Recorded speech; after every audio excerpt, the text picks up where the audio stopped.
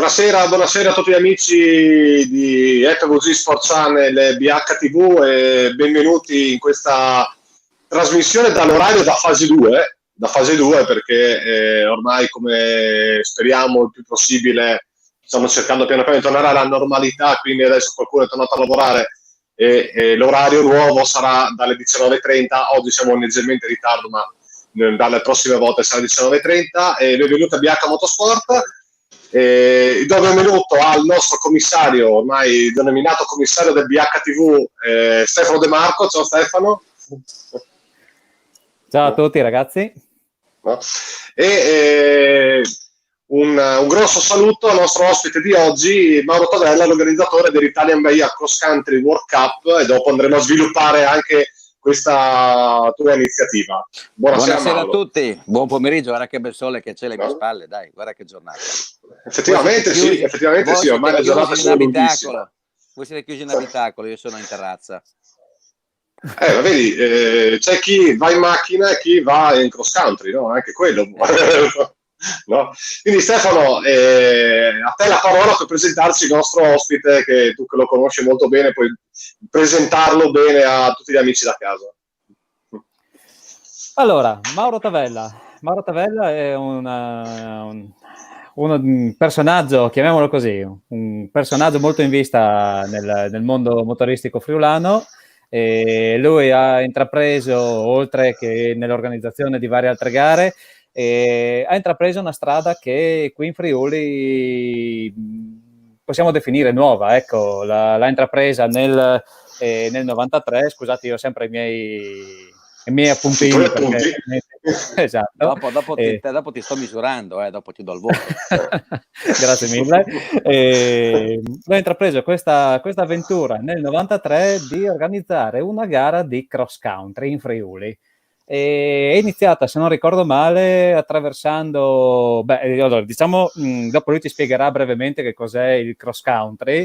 Io vi dico così, da profano, per darvi un'idea, insomma, in modo molto sommario, pensiamo a quelle che sono le gare le prove speciali della Dakar, così, a grandi linee, ecco, diamo questa indicazione. È partito attraversando, oltre che gli sterrati del Pordenonese, è arrivato fino al greto del Tagliamento, cos'erano, ai guadi del Meduna e del Cellina. Stiamo organizzando una gara che nel tempo è diventata una prova di campionato del mondo cross country. Quindi sì, abbiamo in Friuli una gara che è importante. Diciamo che così un po' di storia, dopo magari Mauro mi correggerà. Nel 93 nelle auto ha vinto un certo signor Aurioli, e nelle moto un po' di anni dopo, perché hanno partecipato anche le moto, c'è stato un certo Juan Roma, uno spagnolo che insomma conosciuto anche nella Dakar. E diciamo fin dall'inizio e anche nelle ultime edizioni si è presentato al via anche un certo Al-Attiyah, che è un principe saudita che corre in macchina con ottimi risultati, ha corso anche nei rally. Ecco, ho voluto presentare questo tipo di questa gara perché finora abbiamo parlato molto di rally, abbiamo parlato qualcosina anche di Formula 1, e credo insomma che in Friuli ci siano anche altre realtà, e ho chiamato Mauro proprio per questo. Buongiorno Mauro, dici qualcosa. Buongiorno ragazzi, ben ritrovati. Allora, devo darti il voto, e il voto è 6+. 6+ perché hai messo parecchie cose, quindi non è facile, ma allora diciamo che gli dai un voto in crescita, dai, impegnati, esatto, dopo prendere un voto superiore. Allora, è vero, è nato nel 93, ma in realtà la Italian Bahia nasce prima perché ho fatto 4 anni. La mia attività organizzativa inizia nel 1988 organizzando il secondo Endurance 4x4 Piancavallo, poi terzo Endurance 4x4 Pordenone, poi quarto Endurance 4x4, primo Re del Friuli, e nel 93 esordiamo con questa Italian Bahia che per 3 volte è stata rinviata perché è stata programmata il 1, 2, 3 maggio 92, rinviata perché è arrivato il Papa a Pordenone, la messa l'ha fatta in Fiera che è il quartiere generale della serie. Abbiamo tanta sfiga che se andavamo fino a Lourdes trovavamo chiuso. poi rinviata ad agosto e una legge regionale ha impedito la fattività di agosto, quindi hanno fatto la legge regionale per poterla fare a marzo del 93. Marzo del 93 la legge non era a posto e Verdi ci aveva messo i bastoni fra le ruote, finché il 26, 27, 28 agosto 93 siamo riusciti a decollare dopo 4 rinvii con 13 partecipazioni, però eravamo già candidati alla Coppa del Mondo. Dal 94 siamo diventati Coppa del Mondo. Nel 93 ha vinto Eddie Orioli, poi nel 94, 95, 96, 97 ha vinto Pierre Lartigue, francese, che bravo ragazzo, bravo pilota, bel pilota. L'unica fortuna che aveva è che era esattamente la fotocopia, la copia fotostatica di Romano Prodi, quindi come lo vedevi ti toccavi le palle. Detto povero, che deve farci? Non è colpa sua, dai. Esatto. No. Ecco, poi da lì in realtà è nata nel Cellina Meduna, poi dopo una battaglia con la regione ci siamo trasferiti forzatamente per un anno in Sardegna, e nel 2005, poi nel 2006 siamo ritornati nel tagliamento fino a tutt'oggi che corriamo sul tagliamento. La prima l'ha vinta Eddie Orioli, poi ha partecipato anche altre volte Eddie, e poi nel 98 sono arrivate le moto, ha partecipato. Non hai citato una persona molto importante che ha partecipato qua, oltre a esserci stato Luca Alfand, vincitore della Coppa del Mondo di sci, c'è stato anche a partecipare alla gara in più occasioni Stéphane Peterencel, Mister Dakar, col quale c'è un ottimo rapporto anche di amicizia con lui e con Andrea Maier, sua moglie. Dopodiché è vero, Nasser Al-Attiyah è venuto, ha partecipato 3 volte, è l'unico nella storia dell'Italian Bahia ad aver partecipato 3 volte e ha vinto 3 volte, quindi se viene vince. Non è uno che guida bene, è un campione assoluto. Lui non è saudita, lui è del Qatar, lui è imparentato un po' con la famiglia che regna in Qatar, la famiglia Altani, ma lui fa parte della seconda famiglia di quello stato, che è la famiglia Al-Attiyah, e lui è sostanzialmente pagato dal principe per fare il pilota professionista e lo fa molto bene. Quando sono le Olimpiadi, se voi guarderete le prossime Olimpiadi a Tokyo nel 21, lui sarà il portabandiera del Qatar, perché lui di fatto è come atleta anche uno che fa il tiro a volo ed è medaglia di bronzo a Londra 2012, ma ha un piede devastante perché lui è bravissimo ed è uno dei pochi piloti riusciti in Spagna a mettersi dietro. Io quella volta ero commissario sportivo internazionale per conto della FIA in quella gara, e ha messo dietro niente meno che il Matador, cioè parlo di Carlos Sainz. Quindi questa è la forza di Nasser Al-Attiyah. Ecco, pertanto parliamo di un pilota non normale, un pilota che è al di fuori di tutte le possibilità umane, e quest'anno la Dakar l'ha persa perché l'ha vinta il Matador Carlos Sainz, ma con una macchina 4x2, pertanto molto più leggera, molto più performante, e quindi è riuscito a distanziare tutti. Ma se mettete 2 vetture uguali, secondo me in un cross country Nasser gli dà 10-1 al Matador. Mauro, scusa se ti interrompo, siccome credo che io lo ammetto, sono completamente ignorante su questo tipo di specialità, e credo che magari gli amici che ci stanno guardando sulla nostra pagina Facebook di FVG Sport Channel e che ci vedranno domani in replica sulla nostra televisione, canale 113 digitale terrestre, magari anche loro sono, diciamo, ignoranti, nel senso che ignorano come funziona queste gare. Ci puoi dare, senza andare nel troppo tecnicismo, puoi dire un cross country for dummies, no? Allora, un cross country è una gara di regolarità con una velocità media altissima, 80, 90, 100, 110 km/h di media. In realtà vince sempre chi arriva primo, come tutte le gare, soltanto che nasce il cross country come rally to terrain, cioè rally di tutto terreno, con tutte le varie tipologie di terreno. Normalmente, tradizionalmente, questa specialità ha come locomotiva la Dakar, dove però viene fatta una prova speciale al giorno, che è lunga 300, 400, 500, 600 km, dove prevale la capacità dei piloti e dei navigatori di navigare, cioè di trovare la rotta giusta per raggiungere e passare tutti i waypoint previsti dall'organizzatore. Nella realtà poi, quando andiamo a vedere i cross country, cioè i rally, quelli che durano una settimana o 15 giorni, come la Dakar, come il Faraoni, come il Silkway Rally, come quelli che vediamo abitualmente in questo campionato del mondo, hanno una tappa, una prova speciale al giorno. Se fa invece una Bahia è diverso. Le Bahia hanno dei percorsi più corti, quindi con prove speciali che vengono ripetute più volte in una giornata, come è il caso dell'Italian Bahia. E anche qua qui non è tanto bravo il pilota che arriva primo, che corre veloce, ma il pilota che riesce a mantenere la macchina intatta su questi terreni impervi, questi terreni molto, molto accidentati. Quindi servono macchine molto performanti, un pilota che sappia condurre bene la macchina in tutte queste varie asperità del terreno. Questa è una sintesi. No, vai, ma era per capire, perché comunque Stefano mi conosce, abbiamo iniziato questa trasmissione un po' per la passione per i motori, più Stefano perché è più diciamo il nostro consulente tecnico. Abbiamo fatto tutto un escurso, siamo partiti parlando della Formula 1, siamo passati ai rally, in più abbiamo incentrato nelle ultime settimane la realtà motoristica in Friuli Venezia Giulia, perché la nostra regione, di piccina che sia, per quanto riguarda il motorsport, offre veramente tante tappe interessanti di tante variabili, come può essere il rally, la salita, la discesa, il cross country. Quindi è una piccola regione, ma che offre tanto per questo mondo motoristico. Mi sa che abbiamo perso. No, ecco. No, Stefano. Sì, la nostra regione, come si diceva. No, non si saltato sente l'audio? più. Non lo sentiamo più, l'abbiamo perso? Mauro? Mauro, ci senti? Mauro non ci sente più. Abbiamo qualche problemino. No? È iniziata. Voi mi sentite? Sì. Alzai la mano se mi senti.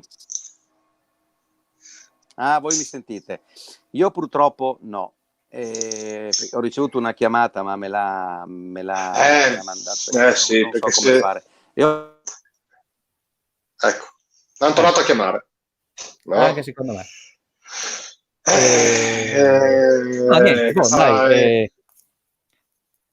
Allora, intanto facciamo una cosa del genere. Allora, ragazzi, ecco. intervengo anche io, anche perché chiaramente quando chiamiamo al telefono le persone, se ricevono la telefonata, è chiaro che salta il collegamento.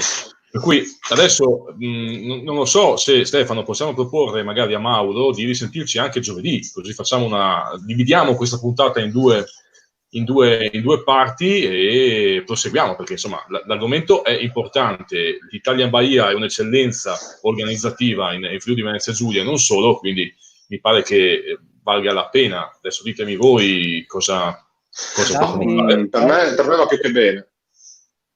Guarda, datemi un secondo che Mauro mi ha chiesto il collegamento su un altro telefono. Vediamo se riusciamo a Però aspetta, Stefano, però attenzione, ormai così. Sono già eventualmente, dai, allora, secondo me, come ha detto Francesco, facciamo una cosa, teniamo adesso, chiudiamo la trasmissione anche agli amici che stanno guardando, sentiamo Mauro e magari posticipiamo tutto il proseguo della discussione interessantissima sull'Italian Bahia a giovedì, sempre alle 19:30. Giovedì o troviamo un'altra data, però manteniamo l'importanza della presenza di Mauro e cerchiamo di dargli una... No, ditemi voi, io sono a disposizione. Va benissimo, dai, diamo alle persone a casa una data il prima possibile, comunicheremo tramite il portale, insomma tramite FVG Sport Channel su Facebook, in qualche modo comunichiamo una data e io adesso sento Mauro, riprendiamo perché sì, la cosa era interessante e Mauro insomma sembrava molto interessato a dirci tutto quello che sa sulla sua gara. Assolutamente. Quindi io avevo un sacco di domande da fargli. Ma ti dico, ho anch'io 3 domande da fare a Mauro, per cui alla fine la trasmissione ha un'importanza secondo me rilevante. Direi di farla bene, però nel senso un ospite come Mauro va valorizzato secondo me. Quindi adesso allora noi intanto salutiamo gli amici che ci hanno visto per 15 minuti, quindi non ci hanno supportato poco per sfiga. seguiteci sulle nostre pagine Facebook, la mia, quella di Stefano De Marco, quella di FVG Sport Channel, per la prossima data con Mauro Tavella. Secondo me giovedì potrebbe già essere interessante come data. Chi ha qualche domanda da porre a Mauro Tavella può scriverci prima su FVG Sport Channel o sui vostri social, e così abbiamo anche quel tipo di contributo da qualche domanda da fare. Certo. Va bene? Ottimo. Facciamo così? No? Quindi avete 2 giorni per scatenarvi con le domande. No? Ragazzi, quindi... la trasmissione più psichedelica della storia di FVG Sport Channel, questa mi sono divertito. Questa qua però resterà comunque, se non volete rivederla, resterà comunque on demand su FVG Sport Channel. Aspetta che c'è Mauro che si sta ricollegando, attenzione, colpo di... eccolo qua. Eccolo qua. Guarda, stavamo aggiornando gli amici da casa a giovedì prossimo per recuperarti. Tu sei ricomparso. Eccoci qua. C'è un po' meno sole adesso. Vediamo se riesco a sistemarmi meglio. Ecco fatto. Ho rubato il telefono anche la sensibilità ottica per mettersi la metto un po' comodo. Allora, dove eravamo rimasti? Aspetta un attimo, perdonami. Ecco, Checco, cosa facciamo? Proseguiamo, dai, andiamo. No, stiamo restando che comunque possiamo doppiare l'appuntamento anche giovedì, per cui adesso proseguiamo, sì. Abbiamo la possibilità. Sento solo te però, non sento Checco. Non mi importa. No, non mi importa. Me mi senti? Confermo. Sento. Stefano? Me mi senti? Alza la mano chi sta parlando. No. Io sto parlando. Ecco, sto parlando. Perfetto, ti sento, io ti sento. Perfetto. Ottimo. Buono, Stefano, a te. Allora, da dove riprendiamo? Allora, intanto, Mauro, perdonaci, noi abbiamo fatto un po' di... noi l'abbiamo buttata lì ai nostri telespettatori, che comunque sono... qualcuno sarà ancora collegato, qualcuno si è collegato solo per vedere che cosa cavolo stava succedendo, perché tu sei sparito e noi ti siamo lanciati in discussioni varie ed eventuali. Comunque, mentre tu eri impegnato sicuramente in una telefonata di lavoro o qualcosa di molto importante, noi l'abbiamo buttata lì. Se magari adesso continuiamo ancora, insomma, però sdoppiare il tuo intervento anche a giovedì sera, così ne parliamo con più calma. I nostri amici da casa ci fanno un po' di domande, anzi ti fanno un po' di domande, perché io ne ho un po' da farti. Daniele adesso studia un po' e te ne fa un po' anche lui. Il regista Checco, anche lui ha già detto, era già lì che scriveva, aveva più fogli di me, quindi spero che anche i ragazzi da casa, insomma, abbiano questa voglia di... E verrò con un telefono più carico, anche con più batteria. Potrebbe essere un'idea, ecco. Comunque, tornando velocemente, si diceva che io ho chiesto insomma a Daniele di centrare questa nuova puntata sull'Italian Bahia, insomma, sulla tua creatura, se vogliamo dire, perché insomma, come diceva Daniele, in Friuli abbiamo tutto, abbiamo sostanzialmente... Abbiamo tanta qualità. Ecco, soprattutto, esatto. Abbiamo kart, abbiamo rally, abbiamo salita, abbiamo autocross, cioè abbiamo tantissime, abbiamo gli autoraduni, cioè mettiamo lì un nome e ce l'abbiamo. Insomma, ci manca la Formula 1 e la MotoGP, però insomma per il resto ci arrangiamo un po' con tutto. Insomma, credo che in pochi conoscano la tua realtà, insomma, la tua gara, come funziona. Allora, la domanda vi faccio io, come faccio con Marzullo, la domanda e la risposta, no? La domanda che mi pongono quando sono stato al Rotary, quando sono stato a vari posti, ma perché si chiama Italian Bahia e perché e come è nata l'idea di una Bahia? Allora, se ti dico come è nata, ti ribalti. Perché l'Italian Bahia nasce da un'idea che mi lancia. Intanto parliamo di persone che non ci sono più. Uno era un direttore di un giornale, si chiama il giornale Prima Ridotta, il quale un giorno venne a Pordenone, vide i nostri terreni, siamo nei primi anni 90, e mi disse: ma Tavella, lei perché non organizza una baia? E la domanda mia è stata: scusi dottor Cassini, ma che cos'è una baia? Che Tavella domandi che cosa sia una baia la dice lunga. E quando mi dà la risposta e io ci penso, allora mi chiudo e comincio a pensare: si può fare, non si può fare, eccetera. E mi spiega: è un percorso di 500 km non stop. Dico: scusi Cassini, ma 500 km qua io arrivo fino a Roma, come possiamo fare 500? No, ma lei si inventa un circuito e lo ripete più volte. Porca miseria, lui non doveva dirmi quella roba lì, perché una cosa che mi riconosceva mio padre è che io da un piccolo orticello sono capace di farti una foresta. E quella volta, ecco un po' di immagini che le avete pescate, sono quelle di quest'anno, e quella volta trovai un tracciato e, non convinto di questo, all'epoca avevo appena iniziato i miei rapporti di amicizia con una persona che correva Formula 1, vi dico il nome e lo ricordate per bene, si chiamava Clay Regazzoni. E gli dissi: Clay, sta attento, mi hanno proposto di fare sta roba qua, una baia. Ah sì, la corro in Spagna io. Senti, la faccio o non la faccio? Cosa dici tu?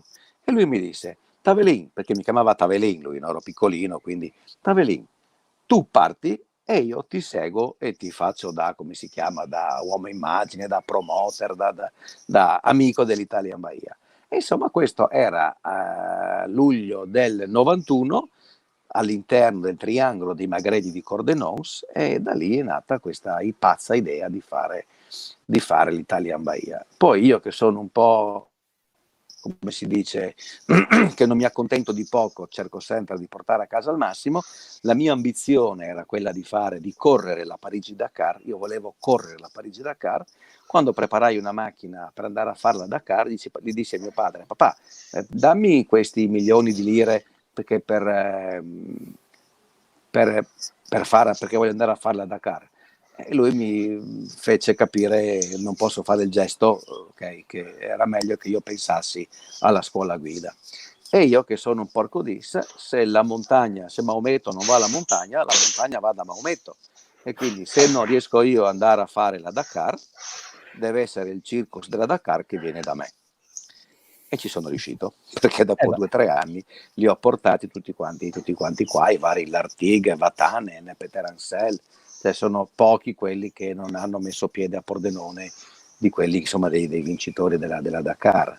Per primo Orioli, ma per citarne alcuni, appunto, Pierre Lartigue, Ari Vatanen. Ecco, chi non è mai venuto è Carlos Sainz, che quando gli ho parlato 2 anni fa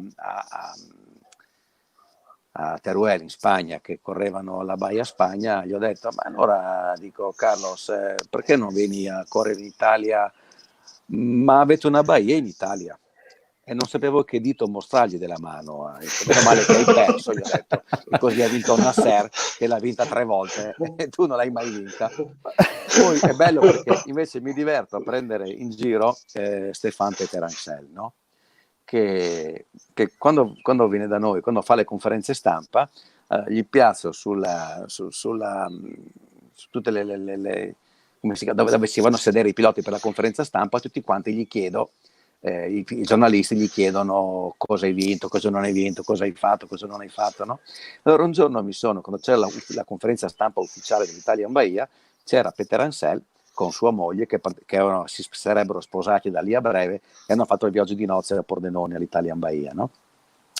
E allora devi capire che Peterencel ne ha vinte 12 di Dakar e l'Italian Baia non l'ha mai vinta, è l'unico dei top driver e io lo prendo per il culo perché non ha mai vinto, no?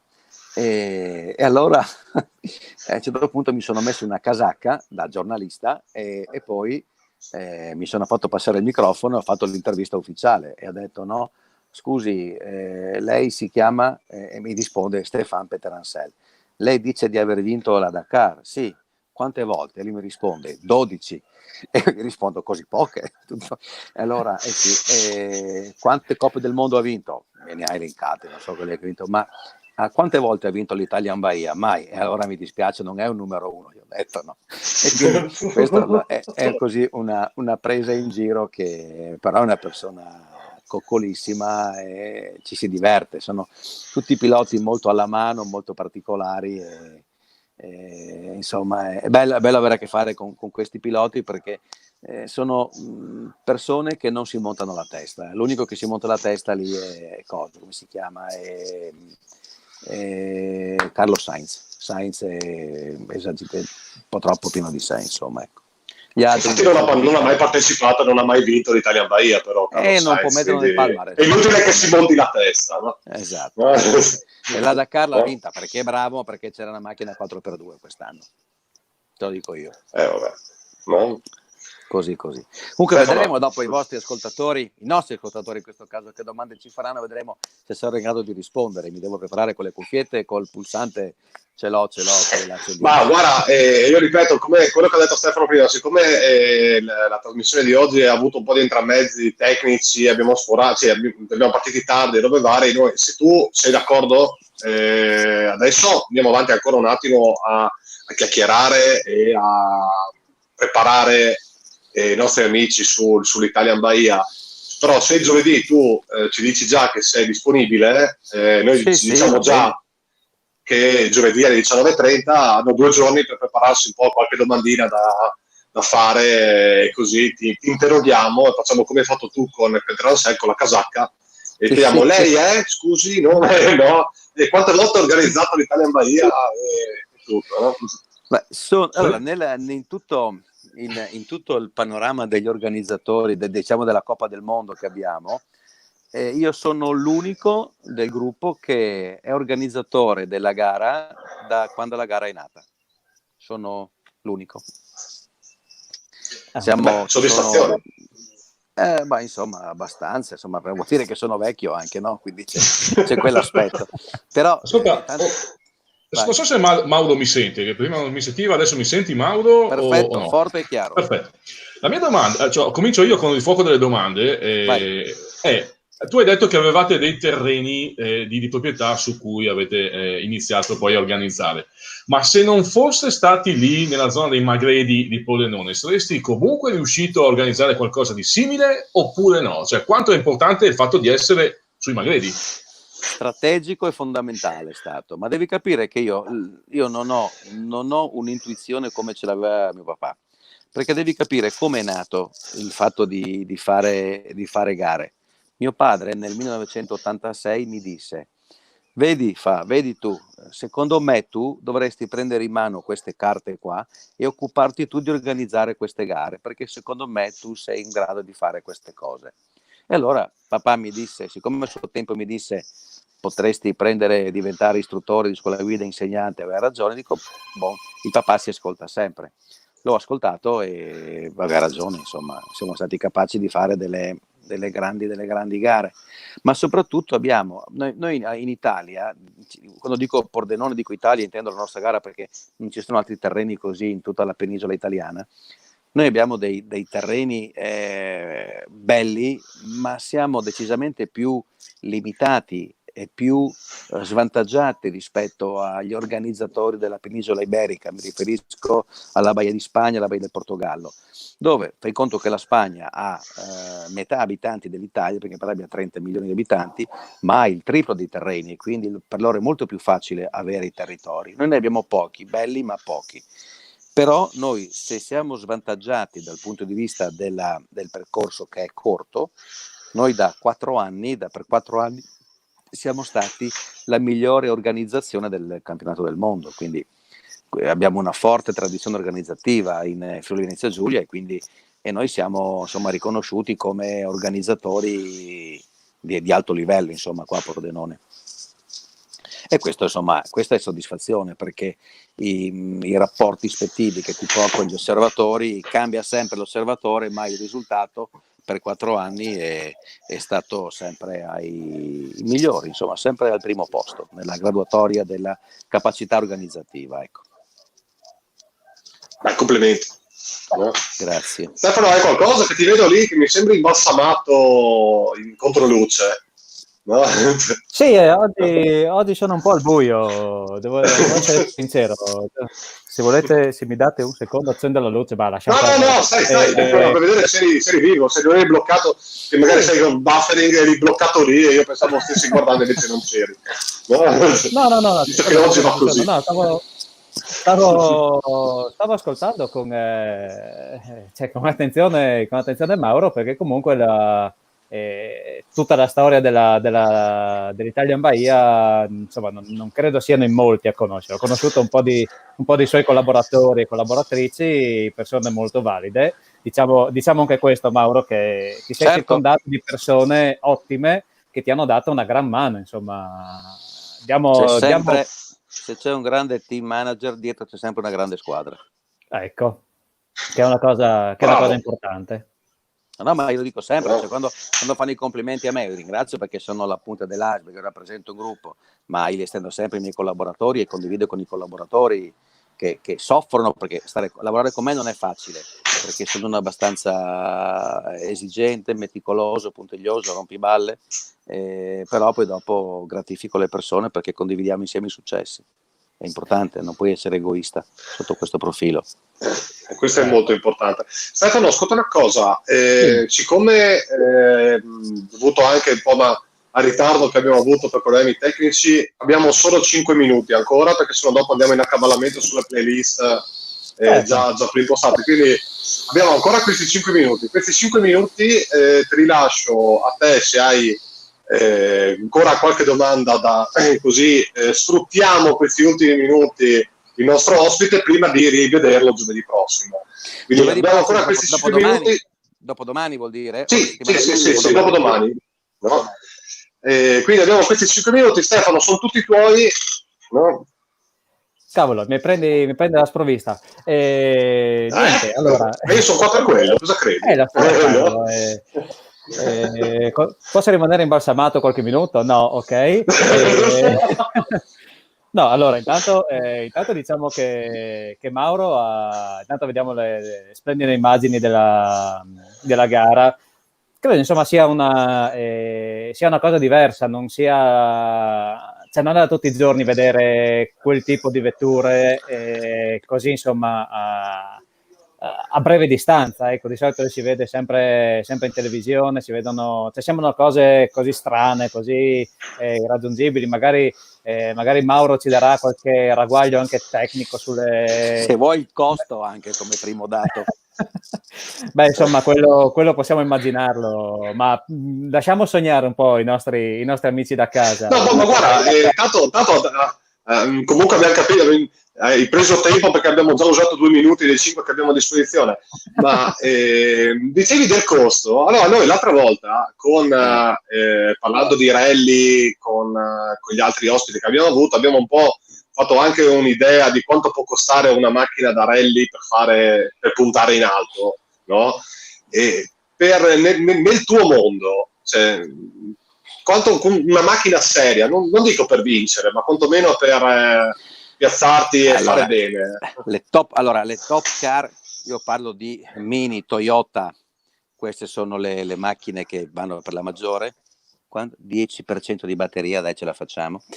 Allora, una Toyota costa 1.500 euro a cavallo. Mauro, quanti cavalli ha la macchina? 300? Io due cavalli. Come il Diana di le macchine viaggiano fra i 400 e i 500.000 euro l'una, farle, quelle macchine lì.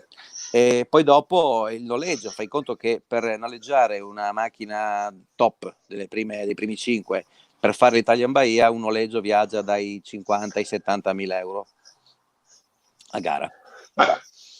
Ci sta. Cioè, a quei prezzi lì, quel noleggio lì ci può stare. No? Un'altra cosa... Però volevo dire, cioè queste vetture hanno un sacco di cavalli, ma come si parlava anche in altre puntate, il livello di sicurezza è alto. Al top, assolutamente sì, perché insomma con le medie che fanno sullo sterrato, sui terreni che percorrono, devono essere assolutamente sicure. Sì, ma la sicurezza per noi è un must, dobbiamo assolutamente stare attenti a quell'aspetto lì. Però noi abbiamo anche dei sistemi tracciatori, dei sistemi di sicurezza che, a parte che una buona parte di questi vengono utilizzati anche nel VRC, però insomma la sicurezza che viene utilizzata da noi è a alto livello, altrimenti non vai avanti. Non vai avanti in FIA, la Jean Todt è una persona molto rigida su questa posizione qui, ogni anno ci sono sempre implementazioni in merito alla sicurezza e da lì non scappi, perché hanno fatto passi da gigante, soprattutto in Formula 1, ma poi questo sistema esasperante della sicurezza lo trasmettono a tutte le specialità. Tu fai conto che quando facciamo la gara noi viene una persona pagata dalla FIA per montare su delle macchine dei sistemi a campione che misurano le decelerazioni in caso di incidente, per sapere quanto è la decelerazione in caso di impatto con queste macchine qua. Ed è la stessa identica struttura, la safety structure della FIA, che va anche nelle macchine di Formula 1, e la persona con cui ho parlato io l'ultima volta era quella che aveva messo le macchine, la stessa strumentazione nella Formula 1, e misurava quanti G di decelerazione ci sono negli incidenti di Formula 1, ed era raccapricciante i pochi dati che mi ha potuto dare, perché non possono buttare fuori quei dati. Il collega di questa persona cui ho parlato a Doha, il collega ha dato questi dati a delle persone, Jean Todt l'ha licenziato in tronco, quindi è abbastanza non scherzi con Alvaro Vitali, con Alvaro non scherzi. No, infatti no. Quindi io intanto ti ringrazio a nome mio, a nome anche di FVG Sport Channel, per essere qua. Grazie, e ti ringrazio anche per quando tornerai, ricordo vediamo, magari faremo anche qualche prova prima, così per essere sicuro, ma ormai abbiamo capito la parte tecnica, dovremmo essere tranquilli. Quindi fate le domande che poi metto il voto, bravo, esattamente. Esatto, okay. Quindi io ti ringrazio gli amici a casa, e do i saluti, li lascio fare a Stefano come ogni puntata. Io saluto intanto tutti quelli che ci seguono da casa su Facebook, ci seguiranno stasera in replica su BHTV, il canale. Domani? Chiedo scusa, ho detto male. Sì, oggi non ce la facciamo. Ok, non c'è problema. Comunque sul canale 113 del Digitale. Chiedo scusa, stasera alle 22:30. Chiedo scusa. Non c'è problema. Ringrazio Mauro, che a quanto pare ha incarnato al meglio quello che è lo spirito di BH Motorsport, vero Daniele? Mi pare insomma che sia entrato subito nel clima. No, guarda, Mauro, giovedì prossimo ti anticipo com'è nato con queste trasmissioni, perché di solito le facciamo dentro una birreria bevendo birra e mangiando. Solo che adesso siamo in home edition. Domani la birra. Ma siamo in home edition, cosa devi fare? No. Ecco, ringrazio tutti e mandateci tantissime domande, dobbiamo tempestare Mauro di domande di qualsiasi tipo, anche se insomma, che ne so, anche curiosità. Chiedo a Mauro di tenere da parte un po' di aneddoti, un po' di storie varie. Delle varie vi racconterò l'aneddoto del Master Rally 1997, dove parteciparono i Kamaz, sempre organizzato da me la parte italiana, e vi farete 4 risate quella volta quando vi racconterò quello che è successo. Assolutamente. Okay. Quindi un'occasione, un motivo in più per non perdere la puntata di giovedì. Esattamente. Ci vediamo allora, ragazzi. Buona serata e buona buona visione. Grazie mille a tutti. Ciao. Ciao.